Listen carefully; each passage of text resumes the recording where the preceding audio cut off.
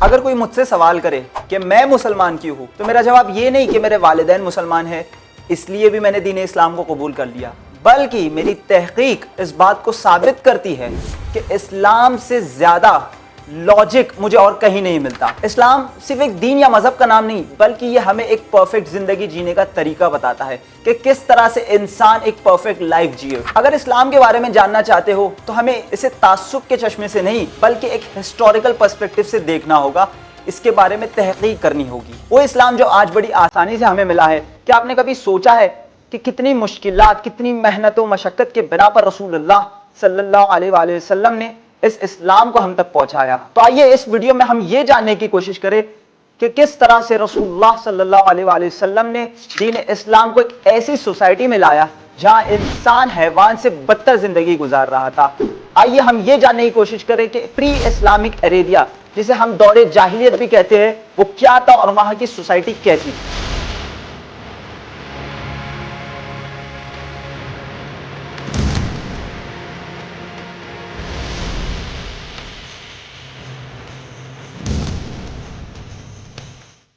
اگر ہم بات کریں پری اسلامک عربیہ کی تو it is not limited up to Saudi but also included present day Yemen and Oman. یہ سماج دو میجر حصوں میں بٹا ہوا تھا، ساؤتھ میں قحطانی اور نارتھ میں عدنانی عرب رہا کرتے تھے، لیکن موسٹلی یہ پورا عربین پیننسولا ایک پولیتھیسٹک نیچر کا سماج تھا جہاں پہ پیگن کسٹمز اینڈ ریچولز کو فالو کیا جاتا تھا۔ حتیٰ کہ وہ لوگ جو بعد میں مسلمان ہوئے انہوں نے خود اس بات کی تصدیق کی کہ دور جاہلیت کا ایک کام ایسا تھا جس پر وہ آج تک روتے ہیں اور ایک کام ایسا تھا جس پر وہ آج تک ہنستے ہیں۔ وہ کام جس پر وہ آج تک رویا کرتے ہیں وہ یہ کہ اپنی ہی بیٹیوں کو انہوں نے زندہ دفن کر دیا، اور وہ کام جس پر آج تک وہ ہنستے ہیں وہ یہ کہ رات میں وہ اپنی حفاظت کے لیے کھجور کا ایک بت بنایا کرتے تھے اور صبح اٹھتے ہی وہ اس بت کو ناشتے میں کھا جایا کرتے تھے۔ یعنی یہ وہ دور تھا جہاں پر انسان صرف نام کے لیے انسان تھا، انسانیت پیروں تلے کچلی جا رہی تھی۔ گناہوں پر نادم ہونے کے بجائے، گناہوں پر پچھتاوا کرنے کے بجائے وہ لوگ گناہوں پر فخر کیا کرتے تھے۔ زنا عام تھا اور صرف ایک چھوٹی سی بات کو لے کر قبیلوں میں کئی سو سالوں تک جنگیں ہوا کرتی تھی۔ راڈنسن اپنی کتاب محمد میں لکھتا ہے کہ عرب کسی لکھے ہوئے قانون کے پابند نہیں تھے اور کوئی ایسی ریاست نہ پولیس فورس موجود تھی جو ان قوانین کو نافذ کر سکے۔ انسانی زندگی تبھی محفوظ تھی جب وہ ان کے مقرر کردہ رواجوں کے مطابق چلے، یعنی خون کا بدلہ خون اور جان کا بدلہ جان۔ ان کی جہالت اتنی عروج پر تھی کہ اگر قبیلے کا سردار کوئی کام انجام دے تو قبیلے والے بغیر سوچے سمجھے، بغیر اپنے سردار سے سوال کیے اس کے عمل کو کاپی کیا کرتے تھے، اسے فالو کیا کرتے تھے۔ عورتوں کی معاشرے میں کوئی عزت نہ تھی، انہیں ایک کمتر مخلوق یعنی انفیریئر کریشن کے طور پہ دیکھا جاتا تھا۔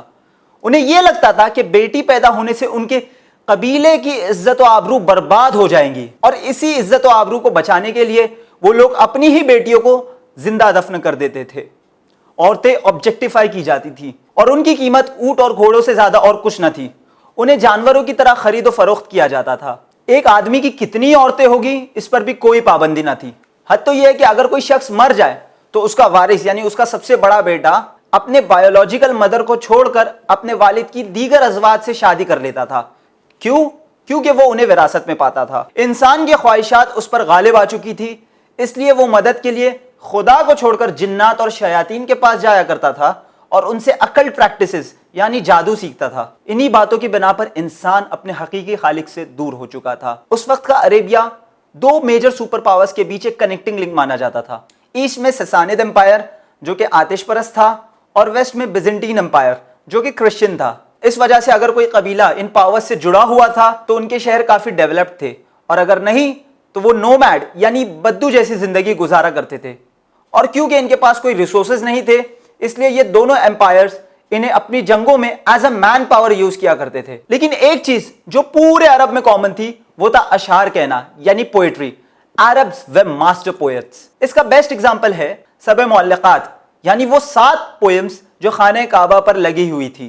وہ اس لیے کیونکہ اس وقت سے ہی خانہ کعبہ ایک میجر پلگرمیج سینٹر مانا جاتا تھا، بیکاز وہاں پر ہر قبیلہ اپنا ایک بت رکھتا تھا۔ تاریخ کے مطابق خانہ کعبہ میں اس وقت تقریباً 360 بت رکھے ہوئے تھے، اور اگر بات کی جائے یثرب یعنی مدینے کی تو وہاں موسٹلی جیوز کی مونوتھیسٹک کمیونٹی رہا کرتی تھی جو اوس اور خزراج قبیلوں کے ساتھ مل کر ان دونوں ایمپائرز کے ساتھ تجارت کیا کرتی تھی. لیکن یہ سب کے باوجود ہم نے ایسے بھی قبیلے دیکھے جو نہ خود کو نصرانی یعنی کرسچنز، نہ یہودی، نہ آتش پرست، نہ بت پرست کہلاتے تھے، اور وہ یہ کہتے تھے کہ ہم دین ابراہیم، جناب ابراہیم علیہ السلام کے اوریجنل دین کو فالو کرتے ہیں. اوریجنل مونوتھیسٹک ریلیجن وہ تھا دین حنیف. وہ یہ کہتے تھے کہ ہم دین حنیف کے پیروکار ہیں، اور وہ کوئی گھرانہ نہیں سوائے گھرانہ بنی ہاشم کے، کہ جس نے جہنم کنارے کھڑے لوگوں کو گمراہی کے اندھیروں سے نکال کر ہدایت کی روشنی میں لے آیا. اور اسی گھرانے سے اللہ نے روشن آفتاب کے مانند اس ہستی کو بھیجا کہ جس کے بابرکت وجود کے بنا پر اللہ نے اپنی مخلوق پر سے عذاب ہٹوا دیا، کہ جس کی ذات خود رحمت ہے. جی ہاں، اللہ نے ان کے درمیان ہمارے آخری نبی محمد مصطفیٰ صلی اللہ علیہ وآلہ وسلم کو بھیجا، جس نے انسان کو انسان بنایا، جہالت کے اندھیروں میں وہ ہدایت کا ایک چراغ بن کر آئے. وہ لوگ جو یہ کہتے ہیں کہ اسلام بیٹیوں کو ان کا حق نہیں دیتا، ان کے حق سے محروم رکھتا ہے، تو یاد رکھے کہ وہ عرب معاشرہ جو بیٹیوں کے نام سے نفرت کیا کرتا تھا، ہمارے آخری نبی نے اسی معاشرے میں اپنی دختر بی بی فاطمہ الزہرا سلام اللہ علیہا کو ام ابیہا کا لقب دیا، یعنی اپنے باپ کی ماں. اتنا ہی نہیں، وہ سماج جو لڑکیوں کو وراثت سے محروم رکھتا تھا، رسول اللہ نے اپنی ہی بیٹی فاطمہ کو اپنا وارث قرار دیا. وہ عرب معاشرہ جو یہ کہتا تھا کہ نسل صرف ایک بیٹے سے چل سکتی ہے، تو یاد رہے رسول اللہ کی نسل ان کے بیٹوں سے نہیں بلکہ ان کی بیٹی سے چلی. وہ قبیلے جو بات بات پر ایک دوسرے کے خون کے پیاسے ہوا کرتے تھے، تو ویسے قبیلوں نے، ویسے وحشی درندوں نے رسول اللہ کو صادق اور امین کا لقب دیا. صادق یعنی سچا. تو کتنا سچا آپ اندازہ لگا سکتے ہو. وہ اکثر کہا کرتے تھے کہ محمد اگر آپ کہے کہ اس پہاڑ کے پیچھے ایک لشکر ہے تو ہم مان لیں گے. اس پر رسول اللہ کہتے تھے کہ اگر آپ خود اس پہاڑ پر جاتے ہو اور یہ پاؤ کہ کوئی لشکر نہ ہو، تب ان کا جواب یہ ہوتا کہ محمد ہم یہ مانیں گے کہ ہماری آنکھیں خراب ہو چکی ہے، لیکن آپ کبھی جھوٹ نہیں کہہ سکتے. دوسرا لقب تھا امین یعنی امانت دار. تو سوچئے ذرا کتنا امانت دار، اتنا کہ ایون دو لوگ اسلام کی بنا پر ان کے جانی دشمن بن چکے تھے، مگر یہ ضرور مانتے تھے کہ ان سے زیادہ امانت دار کوئی نہیں. یعنی زبانی تبلیغ سے پہلے رسول اللہ نے اپنے کردار کے ذریعے تبلیغ کی.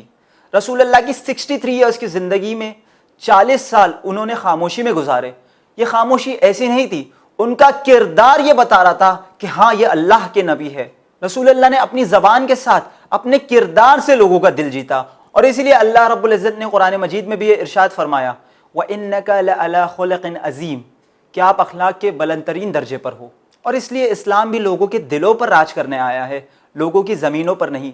اور شاید ہمیں بھی یہی اپنی زندگی میں اپنانے کی ضرورت ہے کہ ہمیں اپنی زبان سے نہیں بلکہ اپنے کردار کو اتنا خوبصورت کرنا ہے، اتنا بلند ترین کرنا ہے کہ لوگ ہمارے کردار کے ذریعے یہ کہے کہ ہاں دیکھیے ایسے ہوتے ہیں مسلمان.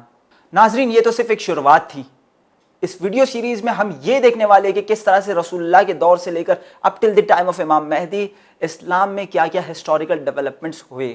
تو اس ویڈیو کو لائک کرے، شیئر کرے اور اگلے ویڈیو کے لیے منتظر رہے. اور اگر آپ مزید پری اسلامک عربیہ کے بارے میں جاننا چاہتے ہو، اس کی تحقیق کرنا چاہتے ہو، تو اس بک کی لنک کتاب الاسنام ہمارے یوٹیوب ویڈیو کے ڈسکرپشن میں اویلیبل ہے. So you can check it out. اسی کے ساتھ ہم لیتے ہیں آپ سے الوداع، مگر دیکھتے رہیے چینل ون. شکریہ، خدا حافظ.